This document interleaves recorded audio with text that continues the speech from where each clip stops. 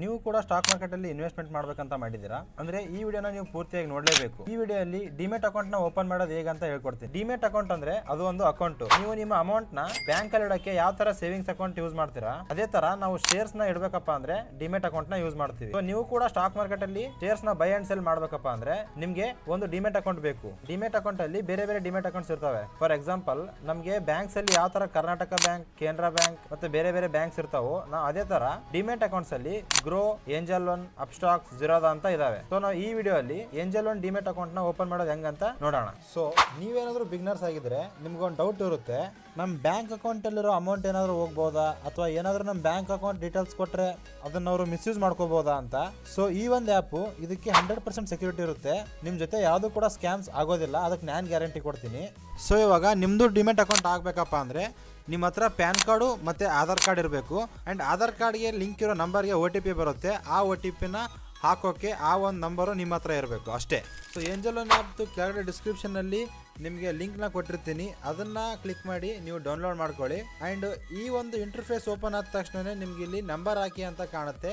And ನಿಮ್ಮ number ಹಾಕೊಂಡ್ಬಿಟ್ಟು ಕೆಳಗಡೆ referral code ಅಂತ ಇರುತ್ತಲ್ಲ ಆ ಒಂದು ಜಾಗದಲ್ಲಿ ನೀವು ಸ್ಕ್ರೀನ್ ಮೇಲೆ ಕಾಣ್ತಿರೋ ರೆಫರಲ್ ಕೋಡ್ನ ಹಾಕಿ ಅಪ್ಲೈ ಅಂತ ಕೊಡಿ. ಸೊ ಅದನ್ನು ಕಂಟಿನ್ಯೂ ಮಾಡಿದ ಮೇಲೆ ನಿಮಗೆ ಸ್ಕ್ರೀನ್ ಮೇಲೆ ಹಲೋ ಡಿನೆ ಅಂತ 2 ಆಪ್ಷನ್ಸ್ ಬರ್ತವೆ. ಸೊ ಪ್ರತಿಯೊಂದು ನೀವು ಹಲೋನ ಕೊಟ್ಕೊಂತೋಗಿ ಸೊ ದ್ಯಾಟ್ ನಿಮ್ಮ ಕಾಲು ಮತ್ತು ಮೆಸೇಜ್ ವೆರಿಫಿಕೇಷನ್ಸ್ ಕಂಪ್ಲೀಟ್ ಆಗುತ್ತೆ. ಆ್ಯಂಡ್ ನಿಮ್ಮ ಲೊಕೇಶನ್ ಕೂಡ ಆನ್ ಮಾಡಿ ಇಟ್ಕೊಳ್ಳಿ. ಅದೆಲ್ಲ ಆದಮೇಲೆ ನಿಮಗೆ ನಿಮ್ಮ ಪೂರ್ತಿ ಹೆಸರು ಕೇಳಕ್ಕೆ ಬರುತ್ತೆ. ಇಲ್ಲಿ ಆಧಾರ್ ಕಾರ್ಡ್ ಹತ್ರ ನಿಮ್ಮೊಂದು ಆಧಾರ್ ಕಾರ್ಡ್ ಮೇಲೆ ಯಾವ ಹೆಸರು ಇರುತ್ತಲ್ಲ ಅದೇ ಹೆಸರನ್ನ ಪೂರ್ತಿಯಾಗಿ ಟೈಪ್ ಮಾಡಿ. ಆ್ಯಂಡ್ ಅದಾದಮೇಲೆ ಕಂಟಿನ್ಯೂ ಕೊಡಿ. ಮೇಲ್ಗಡೆ ನಿಮ್ಮ ನಂಬರ್ ಇರುತ್ತೆ, ಆ ನಂಬರ್ ಸರಿ ಇದೇನೋ ಇಲ್ಲ ಅಂತ ಒಂದ್ಸರಿ ಚೆಕ್ ಮಾಡ್ಕೊಂಡ್ಬಿಟ್ಟು ಆಮೇಲೆ ಕಂಟಿನ್ಯೂ ಮಾಡಿ. ಸೊ ಇದಾದಮೇಲೆ KYC ಮಾಡೋಕ್ಕೆ ನಿಮ್ಗೊಂದು ಇಮೇಲ್ ID ಕೇಳುತ್ತೆ. ಕೆಳಗಡೆ ಕಂಟಿನ್ಯೂ ವಿತ್ ಗೂಗಲ್ ಅಂತ ಕಾಣ್ತಾ ಇದೆಯಲ್ಲ ಅದ್ರ ಮೇಲೆ ಕ್ಲಿಕ್ ಮಾಡಿದ ತಕ್ಷಣ ನಿಮ್ಮ ಫೋನಲ್ಲಿ ಯಾವ್ಯಾವ ಗೂಗಲ್ ಅಕೌಂಟ್ ಇರುತ್ತೆ ಅವೆಲ್ಲ ಅಲ್ಲಿ ಶೋ ಆಗ್ತವೆ. ನಿಮಗೆ ಯಾವ ಗೂಗಲ್ ಅಕೌಂಟ್ ಬೇಕಲ್ಲ ಅದ್ರ ಮೇಲೆ ಕ್ಲಿಕ್ ಮಾಡಿಕೊಂಡು ಕಂಟಿನ್ಯೂ ಮಾಡಿ. ಗೂಗಲ್ ಅಕೌಂಟ್ ಕೊಟ್ಟು ಕಂಟಿನ್ಯೂ ಮಾಡಿದ ತಕ್ಷಣ ನಿಮ್ಗೊಂದು ಇಂಟರ್ಫೇಸ್ ಕಾಣ್ತಾ ಇದೆಯಲ್ಲ ಈ ಥರ ಓಪನ್ ಆಗುತ್ತೆ. ಇಲ್ಲಿ ನಿಮ್ಮ ಪ್ಯಾನ್ ಕಾರ್ಡ್ ನಂಬರ್ನ ಹಾಕಿ ಕೆಳಗಡೆ ಪ್ರೊಸೀಡ್ ಅಂತ ಕಾಣ್ತಾ ಇದೆ, ಅದ್ರ ಮೇಲೆ ಕ್ಲಿಕ್ ಮಾಡಿ.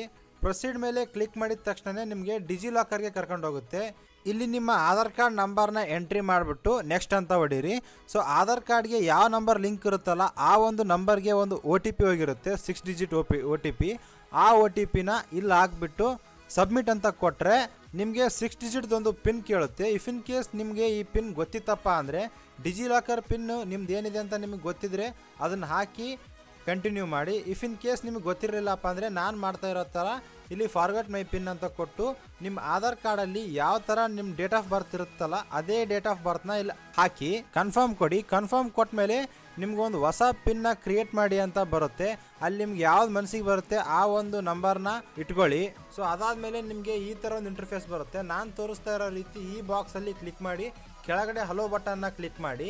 ಅದಾದಮೇಲೆ ನಿಮ್ಮ ಒಂದು ಎಲ್ಲ ಡೀಟೇಲ್ಸು ಫೆಚ್ ಆಗುತ್ತೆ. ಇಷ್ಟ ಆದರೆ ನಿಮ್ದೊಂದು 50% ಅಕೌಂಟ್ ಕ್ರಿಯೇಷನ್ ಮುಗ್ದಂಗೆ, ಅಂದರೆ KYC ಕಂಪ್ಲೀಟ್ ಆದಂಗೆ. ಸೊ ಇದಾದಮೇಲೆ ನಿಮ್ಮ ಬ್ಯಾಂಕ್ ವೆರಿಫಿಕೇಷನ್ಗೋಸ್ಕರ ನಿಮ್ಮ ಫೋನ್ಪೇಯಿಂದ ₹1 ಅವರಿಗೆ ಪೇ ಮಾಡಬೇಕಾಗುತ್ತೆ. ನಾನಿಲ್ಲಿ ತೋರಿಸ್ತಿರೋ ರೀತಿ ನೀವು ಕೂಡ ₹1ನ ಪೇ ಮಾಡಿ. ಜಸ್ಟ್ ₹1 ಅಷ್ಟೇ ಕಟ್ ಆಗುತ್ತೆ. ಆ್ಯಂಡ್ ಡೋಂಟ್ ವರಿ, ₹1 ಮೇಲೆ 1 ಪೈಸೆನೂ ಕಟ್ಟಾಗೋದಿಲ್ಲ. ಸೊ ನೀವು ಇಲ್ಲಿ ನೋಡ್ಬೋದು, ನಾನು ಇವಾಗ ₹1ನ ಪೇ ಮಾಡಿದೆ. ಪೇ ಮಾಡಿದ ತಕ್ಷಣ ನನ್ನೊಂದು ಬ್ಯಾಂಕ್ ಡೀಟೇಲ್ಸ್ ಎಲ್ಲ ಈ ಒಂದು ಇಂಟರ್ಫೇಸಲ್ಲಿ ಕಾಣುತ್ತೆ. ಸೊ ನೀವು ಕೂಡ ನಿಮ್ಮ ಬ್ಯಾಂಕ್ ಡೀಟೇಲ್ಸ್ನ ನೋಡಿ ಕ್ಲಿಕ್ ಮಾಡಿ ಅಂದರೆ ಚೆಕ್ ಮಾಡಿಕೊಂಡು ಕಂಟಿನ್ಯೂ ಕೊಡಿ. ಇಫ್ ಇನ್ ಕೇಸ್ ಏನಾದರೂ ಕರೆಕ್ಷನ್ಸ್ ಇದ್ದರೆ ಕೆಳಗಡೆ ಕರೆಕ್ಷನ್ ಮಾಡ್ಕೊಳ್ಳಿ.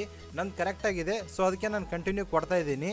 ಸೊ ಬ್ಯಾಂಕ್ ವೆರಿಫಿಕೇಷನ್ ಆದಮೇಲೆ ನಿಮ್ಗೊಂದು ಸೆಲ್ಫಿ ಬೇಕು ಅಂತ ಕೇಳುತ್ತೆ. ಅಂದರೆ ನಿಮ್ಮ ಫ್ರಂಟ್ ಕ್ಯಾಮ್ರಾಯಿಂದ ನಿಮ್ಮ ಒಂದು ಫೋಟೋನ ಕ್ಯಾಪ್ಚರ್ ಮಾಡಿಕೊಂಡು ಅದನ್ನು ಕಂಟಿನ್ಯೂ ಕೊಡಿ. ನೀವು ಇಲ್ಲಿ ನೋಡ್ಬೋದು, ಇದೇ ರೀತಿ ನೀವು ಕೂಡ ನಿಮ್ಮ ಸೆಲ್ಫಿಯಿಂದ ಒಂದು ಫೋಟೋನ ತಗೊಂಡು ಸಬ್ಮಿಟ್ ಮಾಡಿ. ಸಬ್ಮಿಟ್ ಮಾಡಿದ ತಕ್ಷಣ ನಿಮ್ಗೊಂದು ಡಿಜಿಟಲ್ ಸಿಗ್ನೇಚರ್ ಕೇಳುತ್ತೆ, ಓಕೆನಾ.